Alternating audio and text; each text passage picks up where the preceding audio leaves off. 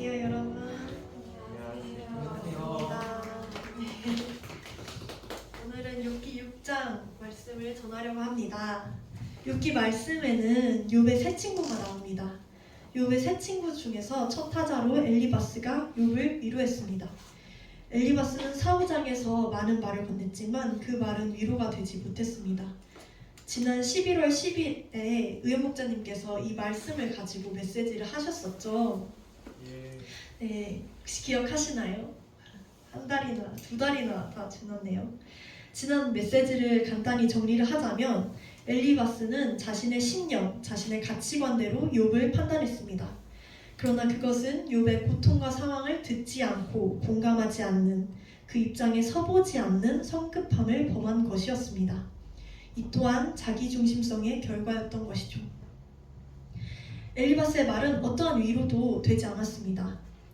욥의 고난은 죄에 대한 벌로서 고난을 받은 것이 아니라 신실에서 받는 것이었습니다. 세상은 주로 인과응보의 법칙으로 돌아갑니다. 그러나 욥의 경우에는 예외에 속한 것이었고 하나님께서는 이 예외의 영역도 주관하시는 분이라는 메시지였습니다. 네, 기억이 나시나요? 네, 오늘 본문 말씀은 이어서 6장 그 욥이 이제 자신의 말을 변론하는 부분입니다. 엘리바스의 정죄에 대한 욥의 대답인 것이죠. 오늘 말씀은 기니까 중간중간에 같이 읽도록 하겠습니다. 자, 먼저 6장에서 욥은 먼저 자신이 얼마나 괴로운지 그 심정을 솔직하게 토로합니다. 욥기 6장 2절과 3절 상단부를 같이 읽어보겠습니다. 시작! 나의 괴로움을 달아보며 나의 파멸을 저울 위에 모두 놓을 수 있다면 바다의 모래보다도 무거울 것이라. 네, 여기까지. 네. 자신의 괴로움이 바다의 모래보다도 무겁다고 표현하고 있습니다. 욥은 자신의 죄 때문에 받는 고난이 아니라 신실에서 받는 고난이라 그랬죠. 우리 신자들에게 찾아오는 고난도 이 경우가 되게 많습니다. 신실에서 받는 고난이라 억울한 고난이죠. 이 고난이 설령 하나님이 다 책임지시는 고난이라고 해도 결코 가볍진 않습니다. 오히려 억울해서 더 무겁게 느껴지기도 합니다. 나는 하나님을 사랑해서 하나님께 헌신했는데 복을 주신다는 하나님께서는 왜 이런 힘든 시련의 시간을 내게 주시는가? 하나님을 원망합니다. 욥도 그랬습니다. 신실했던 욥은 1장에서 모든 재산과 모든 자식을 잃었고 2장에서는 건강도 잃었죠. 하나님께서는 목숨을 보존하라고 하셨기 때문에 생명줄만 간신히 이어지고 있는 상황입니다. 욥의 고난은 자신이 묵묵히 감내하거나 경건하게 감수할 수 있는 정도를 넘어섰기에 욥은 자신의 고난을 하나님 앞에서 토해냅니다. 6장 8절에서 9절을 함께 읽어보겠습니다. 시작! 나의 간구를 누가 들어줄 것이며 나의 소원을 하나님이 허락하시랴. 이는 곧 나를 멸하시기를 기뻐하사 하나님이 그의 손을 들어 나를 끊어버리실 것이라. 아멘. 이제는 하나님이 자신을 죽여주시는 것이 자신의 소원이다 라고 말할 정도로 극심한 고난 중에 있습니다. 이런 괴로움 가운데서 욥이 유일하게 소망둘 수 있었던 것은 자신은 하나님의 말씀을 거역한 적 없다는 확신입니다. 그 다음 절 10절 말씀을 읽겠습니다. 시작! 그러할지라도 내가 오히려 위로를 받고 그칠 줄 모르는 고통 가운데서도 기뻐하는 것은 내가 거룩하신 이의 말씀을 거역하지 아니하였음이라. 네. 죽을 것 같은 고난 가운데서 욥을 숨쉬게 해준 것은 하나님 말씀을 거역하지 않은 자신을 하나님이 결코 내버려두지 않을 거라는 확신이었습니다. 구원에 대한 확신이 있었기에 욥은 차라리 나를 죽여달라고 말할 수 있었습니다. 고난 가운데 있는 사람은 정죄받는 경우가 허다합니다. 욥의 경우처럼 죄의 결과라고 세상으로부터 또 가장 친한 친구로부터 손가락질 당하기도 하고요. 고난 가운데서 기뻐하지 못했다며 자신의 믿음이 연약하다며 스스로를 정죄하기도 합니다. 고난 가운데 있는 사람은 이런 수치심에 주눅들어 더욱 숨게 됩니다. 자신의 아픔을 외면하게 됩니다. 그러나 욥은 숨지 않았습니다. 자신의 고통을 토로하며 울부짖습니다. 하나님을 향해 거친 기도를 올립니다. 11절 12절 이어서 읽겠습니다. 시작. 내가 무슨 기력이 있기에 기다리겠느냐? 내 마지막이 어떠하겠기에 그저 참겠느냐? 나의 기력이 어찌 돌의 기력이겠느냐? 나의 살이 어찌 돋새겠느냐? 네. 나는 더 이상 견딜 수 없다 라고 말하고 있습니다.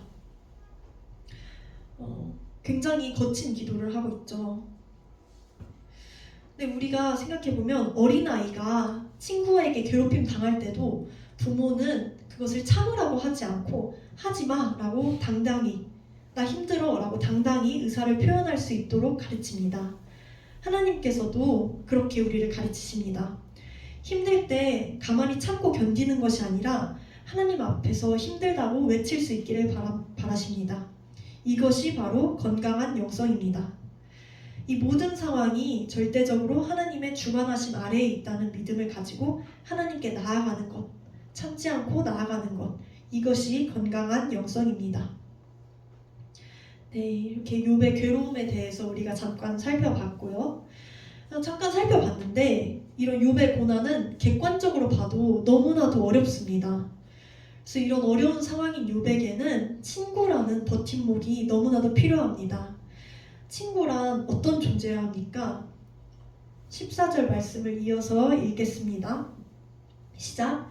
낙심한 자가 비록 젖는 자를 경외하기를 저버릴지라도 그의 친구로부터 동정을 받느니라. 여기서 동정이라는 단어가 쓰였는데요. 이 동정은 히브리어로 헤세드라는 단어로 변함없는 신뢰관계를 나타내는 단어입니다. 억울하게 고난을 받고 있는 욥은 오랫동안 자신을 옆에서 지켜보았던 자신을 가장 잘 아는 친구들의 신뢰를 바라고 있었습니다. 그 신뢰가 담긴 위로를 바라고 있었습니다.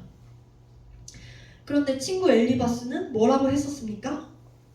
엘리바스가 욥에게 건넨 말 중 한마디를 제가 읽겠습니다. 바로 앞장인 욥기 5장 8절인데요. 엘리바스는 나라면 하나님을 찾겠고 내 일을 하나님께 의탁하리라 라고 했습니다. 하나님께 찾고 나를 하나님께 맡기는 것, 아주 좋은 말입니다.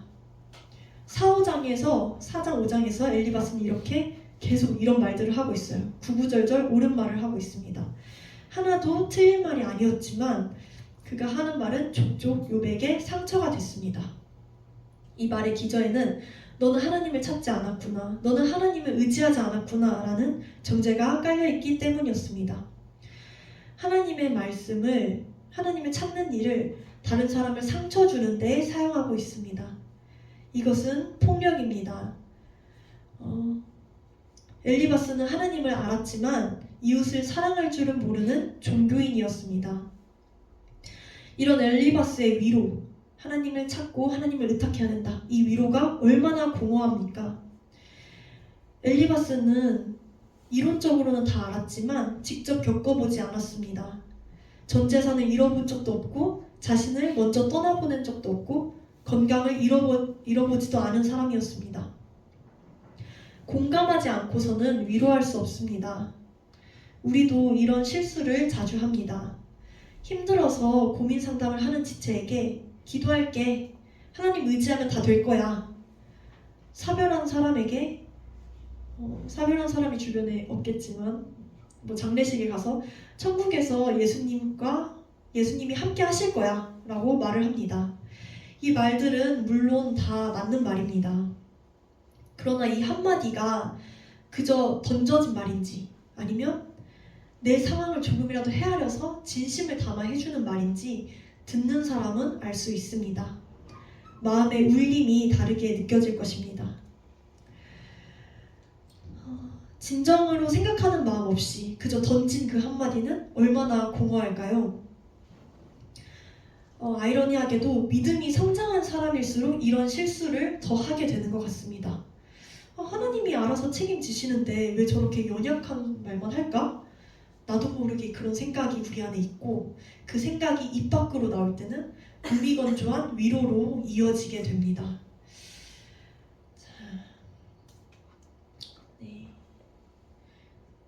그러니까 14절까지 이렇게 봤고요. 15절에서 20절까지는 욥은 엘리바스처럼 아무런 공감과 위로를 주지 못하는 친구를 변덕스러운 개울물에 비유하고 있습니다. 눈이 녹으면 불어나 많은 물이 흐르다가도 날이 뜨거우면 아예 말라버리는 그런 개울물 말입니다. 이런 개울물에 기대하고 희망을 걸었던 사람들, 그래서 개울물에 물을 찾으러 갔던 사람들은 실망하게 됩니다. 금세 불어났다 금세 말라버리기 때문이죠.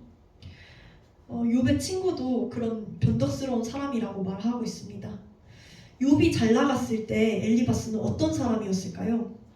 아마 욥을 입이 마르도록 칭찬했을 것 같습니다.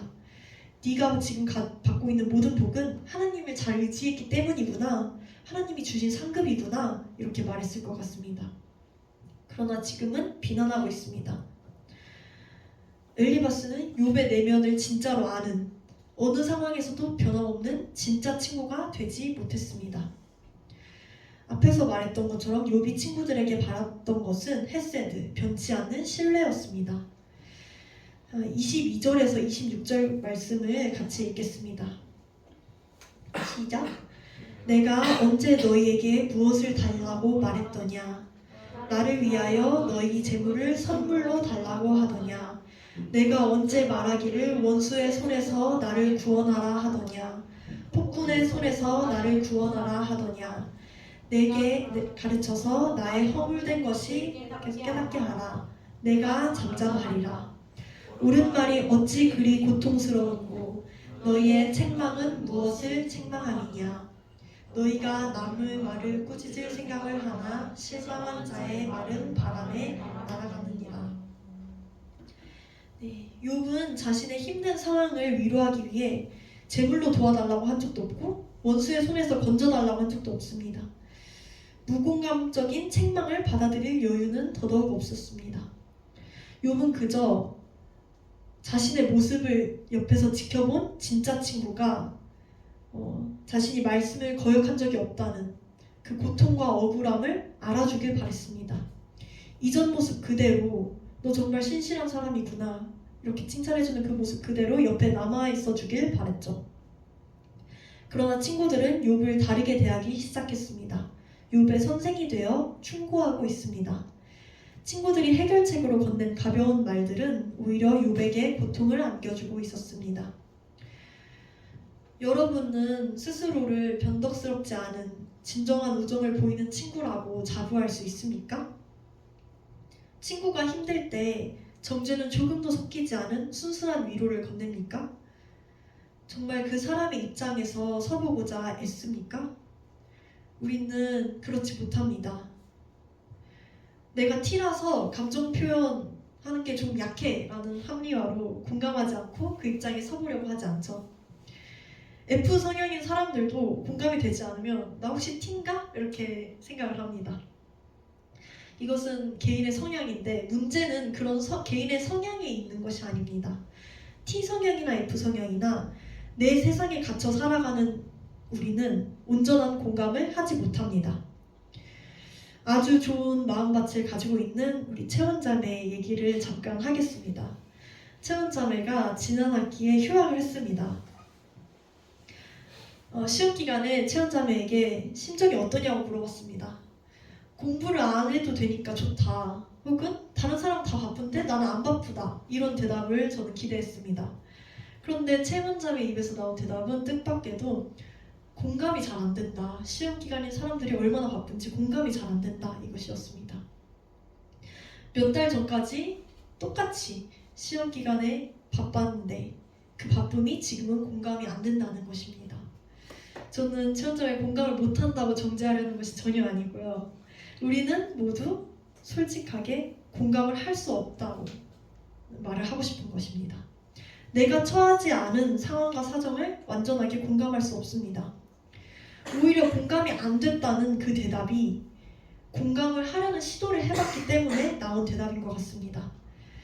상대의 상황과 아픔, 어려움을 내가 차마 공감할 수 없다, 이것을 아는 것이 그나마 우리가 할 수 있는 최선의 공감입니다.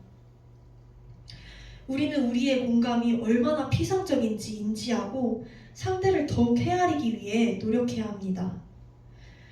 초등학교 때 대가족, 핵가족에 대해서 배웠던 것이 기억에 납니다. 그 당시 제가 배울 때는 사회가 점점 핵가족화되고 있다라고 했습니다. 그런데 오늘날은 핵가족을 넘어서 핵개인화의 시대라고 합니다. 과거에는 생존을 위한 집단의 노력이 중요하다고 이야기했었습니다. 그래서 서로를 보듬는 일에 비교적 탁월했죠. 그러다가 지금은 자신의 정체성과 개성을 드러내기 바쁜 시대로 갑작스럽게 이행되었습니다. 우리는 이런 갑작스러운 변화에서 살아남기 위해 각자 도생을 결심합니다.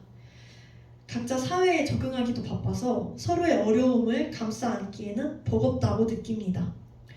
그래서 서로를 이해하고 공감하고 배려하려는 대화가 이어지는 길은 멀고도 험합니다. 그런데 이것은 말세의 특징입니다. 디모데후서 3장에서 말세의 특징에 대해서 말을 하고 있는데요. 그 중에 무정함이 있습니다. 다른 사람의 삶에 대한 이해가 얕고 가벼운, 깊이 이해하지 않으려는, 깊이 공감하지 않으려는 오늘날 우리의 모습이 바로 이 무정함에 속하죠. 이 무정함이 오늘날에는 쿨함으로 포장되곤 합니다. 그러나 우리 크리스천은 태초에 하나님이 천지를 창조하실 때부터 질서로 정해두셨던 공동체성을 회복해야 합니다. 서로를 진정성 있게 바라보고 칭찬하고 공감하고 격려하는 것으로 하나님의 형상을 회복해야 합니다. 힘들어하는 사람에게 밥 챙겨 먹었어? 밥 먹자, 나와. 그리고 만나서 어떻게 하면 힘을 낼 수 있을지 함께 고민해주고 함께하는 시간만큼은 그 괴로움이 생각나지 않게 하는 것. 이것은 힘내, 기도할게 이렇게 말하는 것보다 훨씬 수고스러운 일입니다.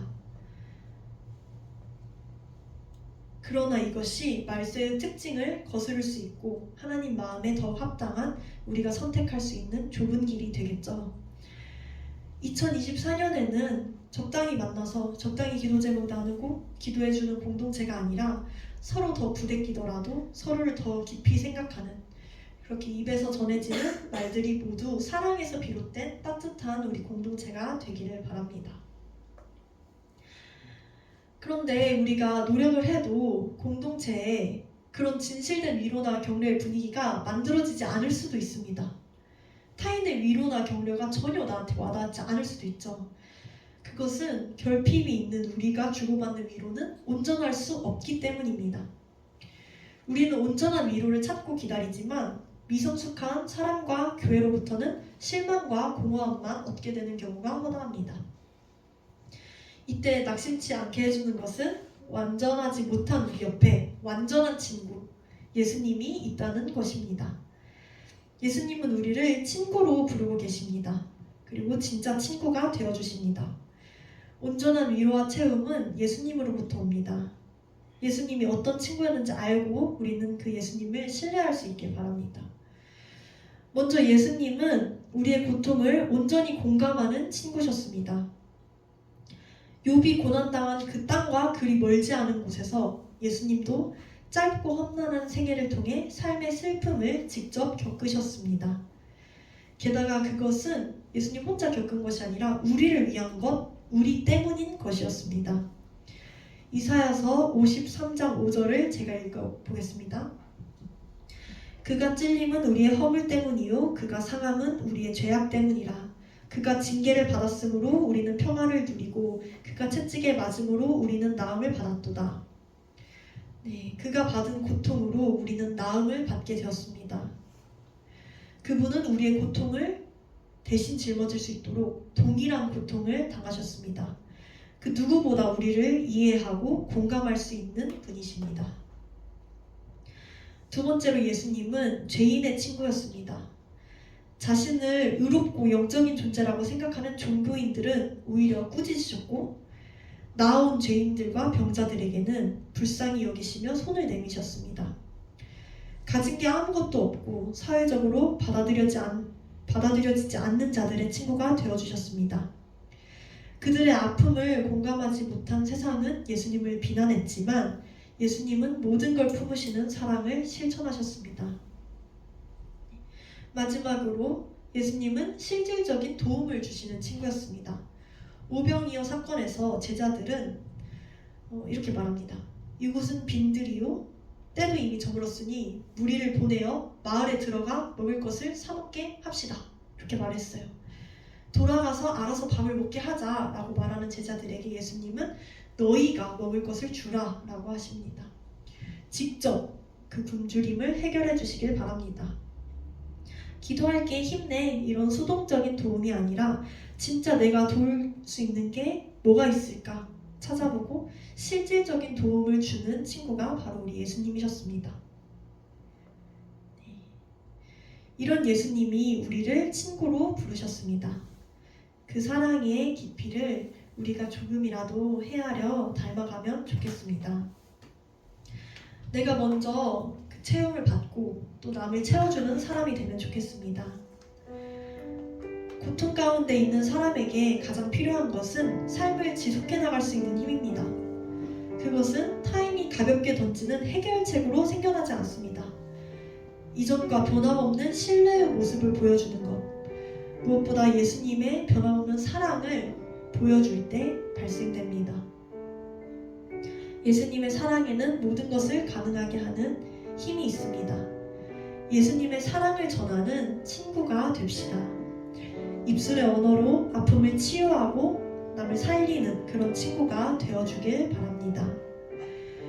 우리 공동체의 어려움을 공감하고 위로하고 실제적인 도움으로 이어지는 진짜 친구가 될 수 있기를 바랍니다. 공동체에서뿐만 아니라 세상에서도 종교인의 잣대로 정죄하는 것이 아니라 그 입장에 서보려는 노력을 하고 세상과 구별된 따스함을 보이는 따스한 위로를 건네는 빛과 소금 크리스천으로 살아가기를 바랍니다.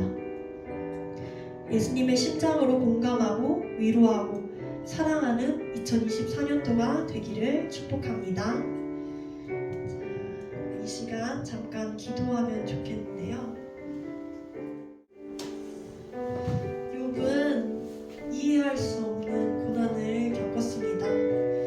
하나님은 사랑하는 자에게 고난을 주시어 고난의 신비를 알게 하십니다. 이미 겪은 사람만이 그 고통을 알 수 있습니다. 그래서 우리에게 위로자, 화해자의 소명을 주시기 위해서 우리를 고난 가운데로 인도하신 것입니다. 이번 한 해에도 하나님은 우리에게 억울한 고난을 주실 수도 있습니다. 그때 우리가 숨어버리지 않고 그것을 하나님 앞에 가지고 나올 수 있는 건강한 영성을 허락하시길, 또 그 고난이 다른 아픈 사람을 찾아가 위로하라는 하나님의 부르심으로 받아들일 수 있기를, 그렇게 성숙한 신앙을 가진 우리가 될 수 있기를 이 시간 함께 기도하시겠습니다. 첫 번째 기도 제목입니다. 고난은 개개인에게 상대적인 것입니다. 누군가에게는 너무나도 태산 같은 일이 이미 같은 아픔을 몇 번 반복해서 겪고 연단되어진 나에게는 별일이 아닐 수도 있습니다. 그러나 그 이웃의 아픔을 가벼이 여기지 않고 내가 마치 처음 겪는 아픔처럼 공감하고 신뢰해주는 진짜 친구가 되는 우리 공동체 되면 좋겠습니다. 죄인을 정죄하지 않고 손 내민 예수님처럼 나도 종교적 잣대를 들이대기 전에 먼저 사랑으로 품고 변치 않는 신뢰를 보이는 친구가 될 수 있도록 기도합시다. 칭찬과 격려의 공동체, 공감의 공동체, 서로를 축복하고 지지하는 풍성한 사랑이 넘치는 공동체가 될 수 있도록 기도하겠습니다.